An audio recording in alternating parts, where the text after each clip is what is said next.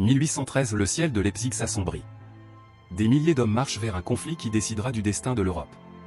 Les aigles de l'Empire français s'apprêtent à s'envoler, mais ce jour, quelque chose se brisera. Sur les plaines embrumées, Napoléon, sur son cheval, scrute l'horizon. Son regard est celui d'un conquérant, mais le poids du doute commence à s'infiltrer. Les drapeaux français flottent dans la brume.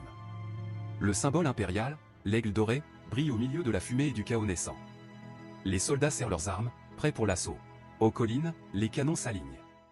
Un silence lourd domine le champ. Puis, le premier coup éclate. Le fracas rompt l'attente. La guerre commence. Des explosions, des cris, des corps qui tombent. Le sol tremble et la fumée envahit l'air. Le feu embrase la bataille. Les aigles vacillent. De l'Est arrivent les armées coalisées russes, prussiens, autrichiens, suédois. Leur marche résonne comme la fin du règne impérial. L'Empire est acculé. Malgré tout, les grenadiers français chargent à travers la boue et la fumée. Leur visage montre la détermination, mais aussi la douleur imminente. Un cri de guerre éclate, vive l'empereur. Les épées s'élèvent dans un dernier souffle d'orgueil. Mais l'ombre de la défaite est déjà là. Des batteries d'artillerie arrosent le champ. Des salves enflammées percent les rangs. Le feu devient mûr et le courage doit résister. Napoléon, au centre du chaos, reste calme. Les aides se pressent autour de lui. Autour, le monde s'écroule, mais son esprit reste souverain.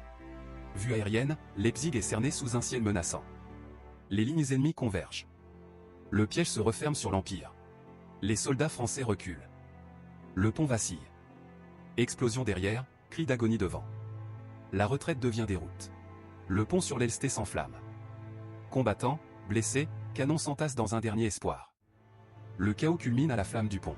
Le standard impérial, l'aigle, glisse dans la boue, brisé. Un symbole déchu sous la pluie de la bataille. Le ciel pleure la chute. De loin, Napoléon contemple le champ de bataille détruit. Son empire vacille.